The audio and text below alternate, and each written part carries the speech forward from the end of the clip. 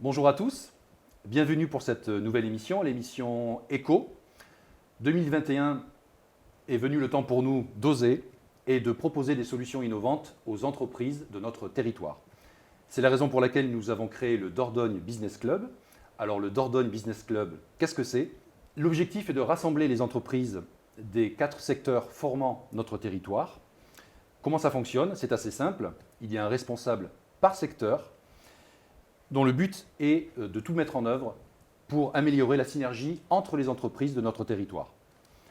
Des réunions sont mises en place toutes les semaines, le mardi, en alternance sur les différents secteurs, afin de mieux faire connaissance et de mettre en avant vos entreprises. Le thème de l'émission aujourd'hui est la construction de maisons individuelles, de maisons neuves, et tout de suite, le sommaire. Pour ce faire, nous recevrons aujourd'hui Sandra Bazas, des Maisons SIC, Sébastien Bouche, de la centrale de financement, et Jean-Baptiste Trunzer, de l'agence Swiss Life. Sandra Bazas, bonjour. Bonjour. Vous êtes directrice commerciale des Maisons SIC. Tout à fait. Est-ce qu'en quelques mots, vous pourriez nous présenter les Maisons SIC? Tout à fait. Alors, Maison SIC, pour tout vous dire, signifie déjà Société industrielle de construction. Nous sommes implantés dans le Grand Sud-Ouest. Nous sommes une entreprise familiale avec une expérience notable puisque nous assumons bientôt 5 décennies de construction de maisons individuelles. Belle longévité. Tout à fait. Nous réalisons environ 300 maisons à l'année pour un chiffre d'affaires de 30 millions d'euros. Notre principal atout est de bénéficier de notre propre engineering sur la fabrication de nos maisons, c'est-à-dire que nous maîtrisons les matériaux et la maîtrise d'œuvre. Sachez également que nous sommes un constructeur généraliste puisque nous nous adaptons à tout type de demande, que ce soit la construction traditionnelle comme la construction à ossature bois. De même, nous réalisons des maisons avec des lignes contemporaines, une forte demande actuellement sur du toit-terrasse par exemple, mais également des maisons avec des lignes plus classiques, adaptées à nos villages ruraux de notre sud-ouest. D'accord. Donc en fait, vous ne proposez pas seulement des plans préétablis, mais ça peut être aussi à l'aide d'un architecte, selon le désir du client, faire une maison vraiment à son image. Exactement. Nous avons effectivement un catalogue de maisons à soumettre à nos clients, mais nous disposons également de notre propre bureau d'études avec des dessinateurs projeteurs, une architecte, ce qui nous permet de réaliser des maisons, on va dire, uniques, en tout cas des créations vraiment uniques. Donc nous nous adaptons vraiment aux souhaits du client, à l'impératif du terrain et au budget également. D'accord. Qu'est-ce qui va déclencher chez le client la volonté de venir vous voir pour faire construire une maison? Quelles sont ses motivations en fait pour faire bâtir? Essentiellement, la volonté d'avoir un habitat sur mesure dont les volumes sont adaptés à ce que les gens ont besoin, ce qu'ils ne trouvent pas forcément dans l'ancien avec des volumes trop grands ou mal proportionnés. Souvent, on rencontre des clients qui ont cherché dans l'ancien et qui se retournent plutôt vers le projet de la construction pour avoir une meilleure personnalisation de leur projet. Un autre atout important sur la construction, c'est le confort, qu'il soit acoustique ou thermique, que l'on n'a pas forcément sur un habitat existant. Avec les nouvelles normes, exactement. Voilà. RT bientôt. RT 2012 et bientôt la RT 2020, réglementation thermique. Oui. D'accord. Qui va rentrer en vigueur, vous savez à peu près quand? Alors, c'était prévu pour cet été, mais je pense que ça sera décalé au mois de janvier 2022. Un petit peu décalé, d'accord. Donc en fait, ça rejoint un peu les critères que recherchent les clients, ce désir d'avoir une maison à leur image, ce qui va bien sûr les différencier de l'ancien, où là, ils sont obligés de faire en fonction de l'existant et ils ne sont pas tout à fait aussi libres. Qu'est-ce qui fait que vos maisons sont particulièrement réussies? En gros, qu'est-ce qui fait votre différence peut-être par rapport à la concurrence? Quel est le petit plus des Maisons SIC? Il y en a beaucoup chez nous. Mais tant mieux. Non, comme je l'ai évoqué tout à l'heure, nous disposons de notre propre bureau d'études. Donc déjà, on a l'avantage de pouvoir vraiment personnaliser nos plans de maison. Également, il faut savoir que nos conceptions de maisons sont liées à la notion de conception bioclimatique, c'est-à-dire que nous prenons en compte notamment l'exposition de la maison par rapport à son ensoleillement.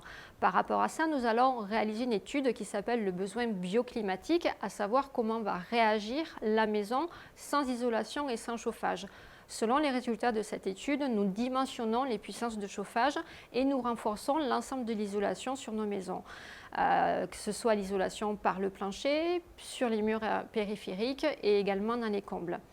Également, sur la réalisation de nos maisons, nous utilisons beaucoup les énergies renouvelables, telles que la pompe à chaleur, l'énergie solaire, les chauffe-eau thermodynamiques, ce qui permet surtout de rendre les maisons moins énergivores, donc justement pour entrer dans la norme de la RT 2012 et bientôt RT 2020, et également pour être aussi en adéquation avec les normes écologiques actuelles.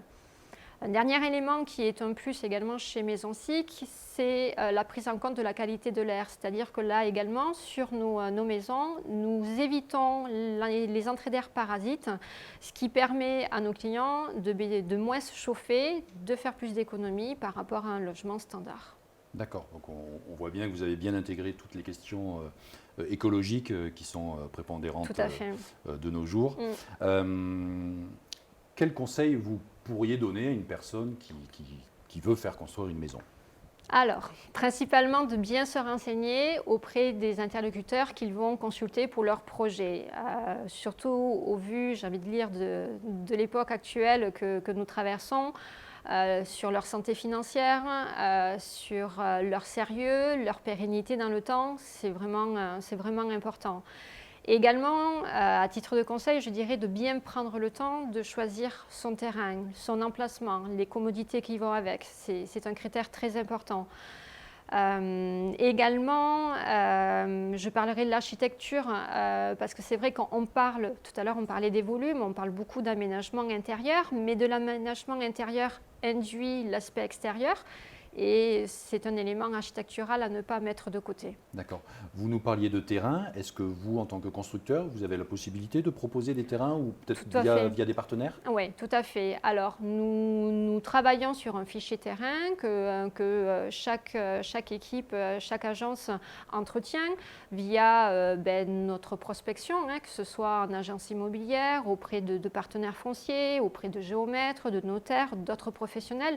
Nous démarchons également les mairies, directement des propriétaires qui mettent également des terrains en annonce sur tout le Bon Coin, sur tous les sites internet et publicitaires que l'on a aujourd'hui comme support. Donc oui, tout à fait, nous sommes à même de présenter des terrains et que l'on fait visiter par la suite à nos clients. D'accord. Donc vous pouvez proposer, accompagner le client, on va dire, du début du projet vraiment jusqu'à la fin. Exactement. C'est aussi l'intérêt de travailler avec un constructeur, c'est qu'effectivement, depuis juste l'idée de se lancer dans un projet de construction, nous pouvons amener nos clients sur la visite de terrain, on va le voir après par la suite, mais sur également un accompagnement bancaire avec nos partenaires et puis toutes les démarches administratives qui vont avec. C'est l'intérêt justement de travailler avec un constructeur, c'est que vous pouvez vous reposer sur lui. D'accord. On entend souvent parler de maître d'œuvre et maître d'ouvrage. Est-ce que vous pouvez nous expliquer la différence pour que les auditeurs comprennent bien cette différence-là? Tout à fait. Alors, ce qu'il faut savoir, c'est que nous, en maître d'ouvrage, donc ça signifie que nous travaillons sur un support qui est le contrat de construction.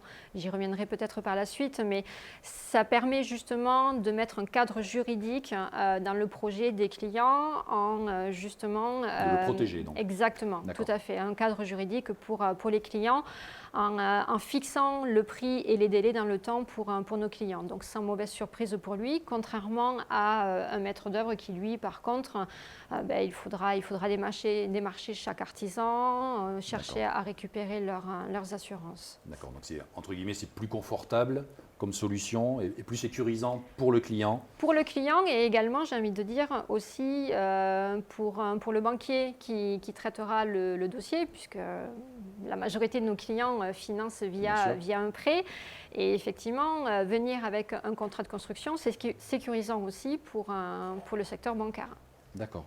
Vous parliez de ce fameux contrat de construction. Est-ce que vous vouliez peut-être apporter quelques précisions à son sujet? Tout à fait. Alors, il faut savoir que c'est le seul cadre juridique légiféré qui est donc ce contrat de construction qui date de 1990. Ce contrat, effectivement, il a aujourd'hui 30 ans, il a fait pleinement ses preuves et répondu à de nombreuses exigences. Donc, comme je l'évoquais, le choix de travailler avec un constructeur et de bénéficier de ce contrat de construction de maisons individuelles, c'est pour les clients synonyme de sécurité, de valorisation de son patrimoine et de crédibilité vis-à-vis du secteur bancaire. D'accord. Selon vous, dans ce projet de construction, quels sont un peu les moments clés, les moments forts, les différentes étapes auxquelles doit s'attendre le client qui veut passer par donc, vos services? Il y en a beaucoup. Il y en a beaucoup. Il Bon, y a alors on va beaucoup. prendre le temps de les énumérer. Non, il y en a beaucoup, mais je dirais que déjà le premier, c'est l'engagement du client avec le constructeur de son choix. J'ai envie de dire, c'est un peu comme le mariage pour la Donc, maison. le fameux contrat de construction. C'est ça. D'accord. C'est un engagement. Hein. Donc, on va passer entre 12 et 18 mois avec nos clients au fil des différentes étapes de leur projet. Et ça nous permet effectivement de créer des liens assez forts avec eux. Également, le démarrage des travaux est un moment important pour les clients également, puisque eux voient enfin la concrétisation de leurs idées, de leurs plans prendre forme. Ils sont ravis et nous on est contents également de les accompagner sur cet aboutissement. D'accord. Il est important aussi pour eux, j'imagine, de suivre les différentes étapes Oui. de la construction pour qu'il n'y ait pas de quiproquo au niveau entre la différence de ce qui va être fait concrètement sur le terrain et de ce qui était prévu sur le contrat ou sur le plan. Tout à Donc fait. ça, je pense que c'est important, c'est peut-être quelque chose que vous leur conseillez de faire? Exactement. Il faut savoir que, voilà, comme je l'ai évoqué au début, nous encadrons et nous accompagnons l'ensemble de nos clients dans toutes les démarches, mais également sur ensuite les étapes de la construction avec les différentes réunions de chantier qui sont organisées. Donc, ça permet effectivement de lier et de concrétiser le lien avec nos clients et jusqu'à la fin des travaux, la remise des clés qui est en général le moment assez sympa, je dirais pas festif parce qu'on ne boit pas le champagne à chaque fois, mais c'est dommage. La réception des maisons est toujours un aboutissement et un agréable moment, que ce soit pour le commercial comme pour les clients. D'accord. Tout à l'heure, vous parliez de délai. Qu'est-ce qu'il faut compter en moyenne, si bien sûr il n'y a pas, j'imagine, d'incident majeur, d'intempéries particulières? Quel délai il faut compter entre le moment où on va signer un contrat de construction avec vous et le moment de la fameuse remise des clés? Alors, ça peut varier selon le volume de la maison, mais comme je l'évoquais tout à l'heure, on est entre 12 et 18 mois à peu près de délai de travaux. Ce qu'il faut savoir, c'est qu'effectivement, chez Maison SIC, comme je l'ai dit, nous sommes une entreprise générale du bâtiment.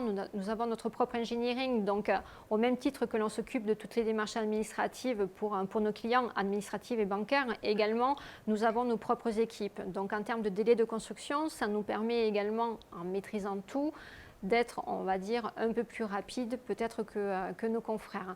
Donc, sur une maison lambda d'environ 100 mètres carrés, nous serons sur un délai de 12 mois. Au-delà, ça peut aller jusqu'à 18 mois. Ça peut varier selon le volume de la maison. Sandra Bazas, merci pour votre Merci à vous. intervention. Merci d'être venue. Et nous allons passer dans un instant sur le volet financement avec un courtier, Monsieur Sébastien Bouche, qui représente la centrale de financement. A tout de suite. Nous nous retrouvons pour cette deuxième partie pour parler du volet financement et nous recevons Monsieur Sébastien Bouche de la centrale de financement. Bonjour. Bonjour. Donc Monsieur Sébastien Bouche, quel est le rôle d'un courtier en prêt immobilier? Alors le rôle d'un courtier, c'est d'accompagner les clients dans la recherche de leur prêt, dans la meilleure possibilité qu'on trouvera aujourd'hui sur le marché, au niveau du taux, au niveau des garanties, au niveau des frais de dossier. En fait, on négocie tout ce qui va toucher le portefeuille des clients. Donc voilà notre travail de courtier en fait, et d'un accompagnement. D'accord, donc en fait, en quelque sorte, vous remplacez le travail de plusieurs banques. C'est ça.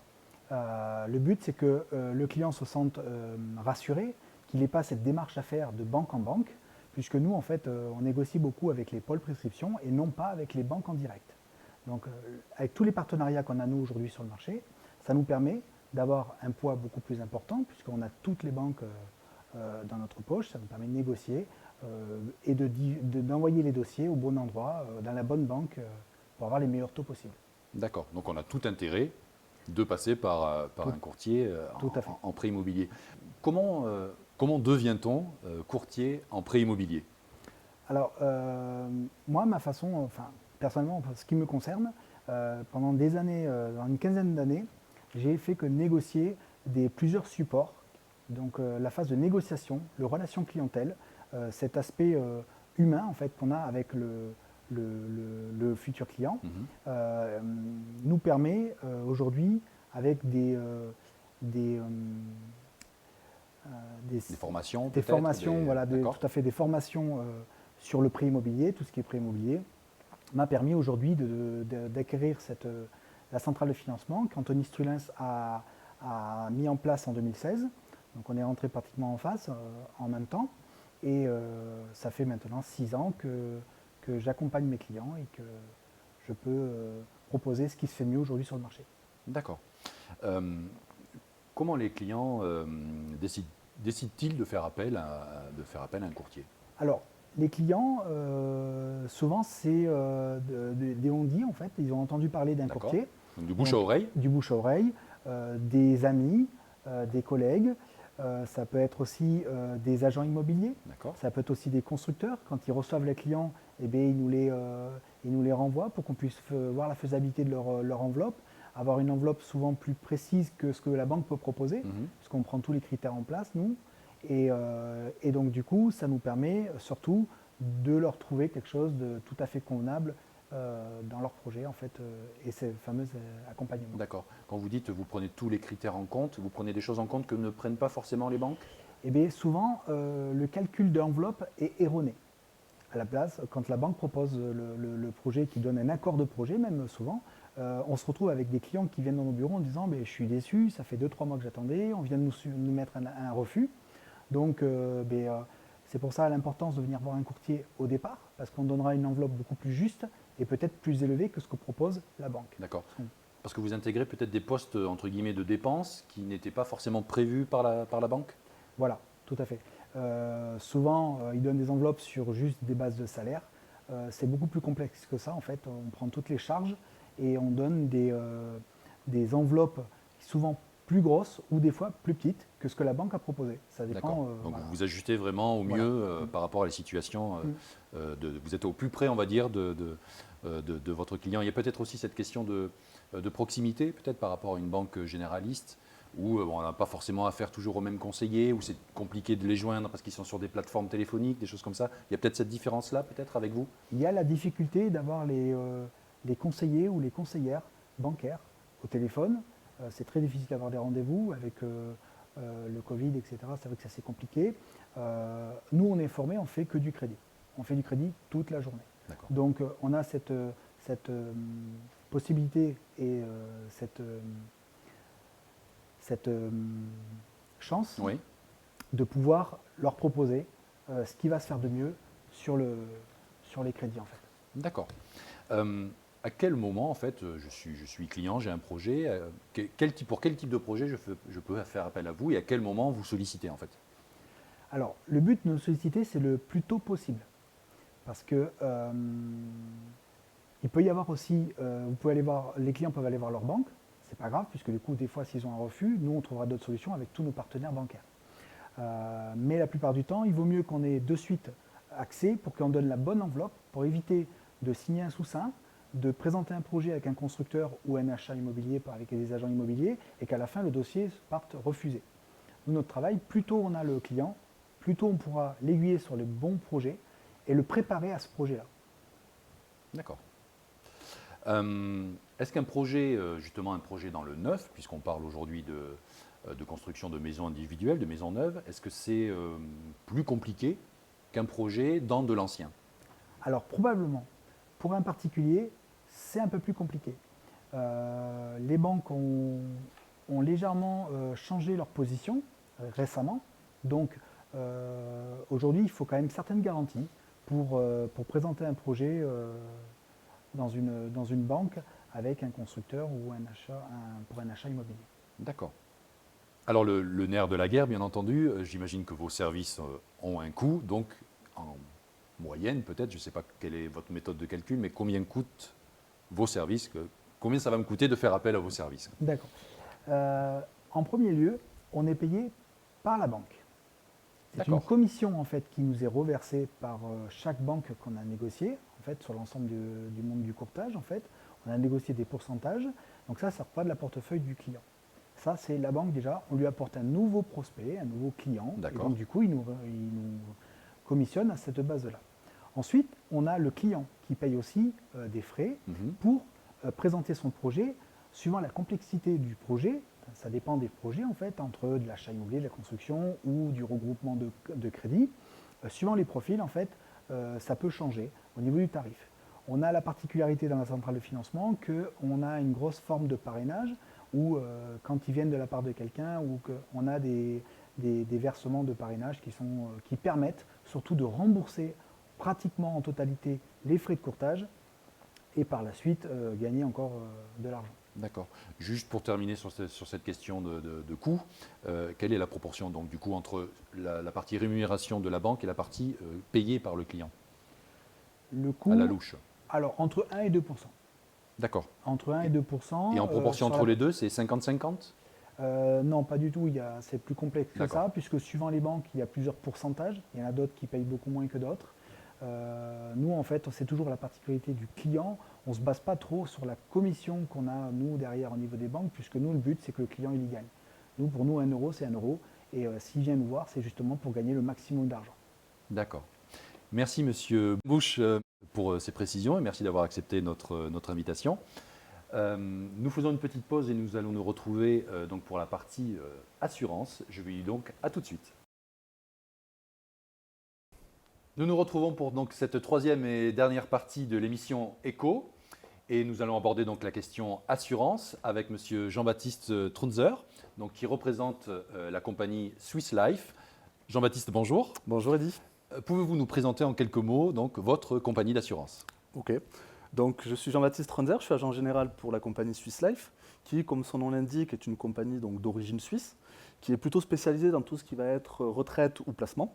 Puisque là, on le voit par rapport aux dernières actualités, on est l'un des premiers assureurs à avoir proposé les 3 étages de la loi Pacte au niveau du plan épargne retraite, donc que ce soit individuel, obligatoire ou collectif. Et donc sur le marché, plutôt sur la protection sociale du dirigeant ou du chef d'entreprise. D'accord. Alors pour la partie qui nous intéresse aujourd'hui, puisque là le sujet c'est la construction de maisons individuelles, donc de maisons neuves, quelles sont les assurances obligatoires dans le cadre d'une construction? Donc voilà, comme je viens de vous l'expliquer, ce n'est pas forcément mon domaine de prédilection, mais j'ai quand même bien travaillé le sujet donc pour être à même de vous répondre à ces différentes questions. Donc, au niveau des assurances obligatoires, elles ont été instituées par la loi dite loi Spinetta en janvier 1978. C'est une loi qui a pour objectif donc, de protéger le consommateur, surtout lors de construction donc, de maisons individuelles, de rénovation ou sinon d'agrandissement. Donc, c'est une loi qui est articulée autour de 2 points, qui vont être notamment l'assurance dommage-ouvrage ou l'assurance décennale. D'accord. Alors justement, au sujet de ces on va dire deux principales assurances que tout le monde connaît, pouvez-vous nous expliquer en quelques mots qu'est-ce que la dommage-ouvrage, l'assurance dommage-ouvrage, et qu'est-ce que l'assurance décennale? Et est-ce qu'il y a une différence entre les deux? D'accord. Donc déjà, il y a une première différence, comme son nom l'explique, c'est que l'assurance dommage-ouvrage est une assurance de préfinancement des dommages qui pourraient intervenir pendant 10 ans au niveau de la construction de la maison. À savoir qu'on ne va pas attendre une décision de justice pour payer, financer les réparations qui pourraient avoir lieu. En cas de litige. Exactement, qui rendent le bien impropre à son utilisation. Inversement, vous allez avoir l'assurance décennale qui, elle, de son côté, est prise donc par les entrepreneurs, qui va être prise par les maîtres d'œuvre, les architectes, qui, elle, couvre les dommages qu'ils pourraient avoir causés auprès de leur maître d'œuvre, qui peut être un particulier par exemple. D'accord. Donc la solution entre guillemets la plus confortable, c'est, si j'ai bien compris, la dommage ouvrage, Qui est obligatoire. qui est d'une part. obligatoire, d'accord, Exactement. et qui va faire le lien immédiatement suite à un litige ou un sinistre, Exactement. dans cette fameuse garantie des 10 ans, qui est la même chose que la décennale, mais la différence, c'est que la décennale, elle couvre chaque artisan indépendamment, c'est ça? Exactement. D'accord. On va faire en premier lieu, la dommage ouvrage va intervenir. Elle va permettre à l'interlocuteur, qui peut être un particulier, donc, de bénéficier donc, des garanties pour retrouver sa maison en ordre d'utilisation. Et ensuite, après décision judiciaire qui permettra de mettre les responsabilités en face de chacun des intervenants, donc de se retourner contre ces personnes-là. D'accord. Alors, cette fameuse dommage ouvrage, qui doit la souscrire? Le client, le constructeur? Comment Exactement. ça se passe? Alors, il y a deux choses. Ça peut être le client de son propre côté, mais comme a évoqué mes précédents intervenants, notamment au niveau des constructions de maisons SIC, il peut y avoir un contrat de construction, et dans ce contrat de construction est marqué la dommage ouvrage qui a été souscrite pour le particulier. D'accord. Donc ça semble très important donc, de bien prêter attention à cette dommage ouvrage. Justement, lorsque donc vous, en tant qu'assureur, vous le proposez, à quoi doit-on faire attention quand on choisit sa dommage ouvrage? D'accord. Quand elle n'est pas incluse, si j'ai bien compris, dans le contrat de construction. Exactement. Ce qui se passe, on a entendu il y a quelques années, ça fait beaucoup de bruit au niveau de certains assureurs qui étaient installés dans des paradis fiscaux. On a vu certains assureurs qui n'avaient pas les épaules pour assumer un risque. Donc ça, c'est le principal outil, c'est de voir un assureur qui a pignon sur rue. Ça, c'est vraiment la priorité pour être sûr d'avoir une garantie qui sera mobilisable si demain vous venez à avoir un sinistre. Donc ça, c'est vraiment la priorité des priorités. Donc, entre guillemets, une société suffisamment reconnue et solide pour avoir les fonds nécessaires en cas de sinistre pour pouvoir indemniser donc, ses clients. On a eu des sociétés, par exemple, installées à Gibraltar, et on s'est aperçu que ces sociétés n'avaient pas suffisamment les épaules solides pour pouvoir faire face à des risques massifs au niveau de la dommage ouvrage. Donc ça, c'est vraiment important à vérifier. C'est le point principal qu'il faut prendre en considération. D'accord. Donc là, on a abordé les deux principales assurances, que sont donc la dommage ouvrage et la décennale. Est-ce qu'il y a d'autres assurances auxquelles il faut penser, ou des assurances peut-être facultatives, mais recommandées? Qui peuvent être intégrées notamment dans les contrats de construction, oui. Qui peuvent être donc la livraison du chantier à l'heure. Ça a été évoqué aussi tout à l'heure par la précédente intervenante, et qui mettait en avant la date de livraison du chantier, qui devait être importante aussi pour le particulier.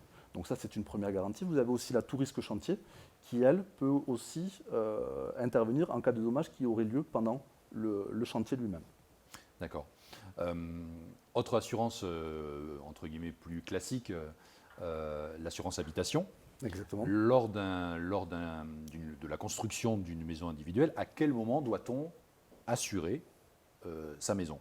Alors, ça peut être lors de la livraison définitive du chantier, donc quand on a par exemple un contrat de construction, ou il faut l'assurer au moment où elle est hors d'eau, hors d'air.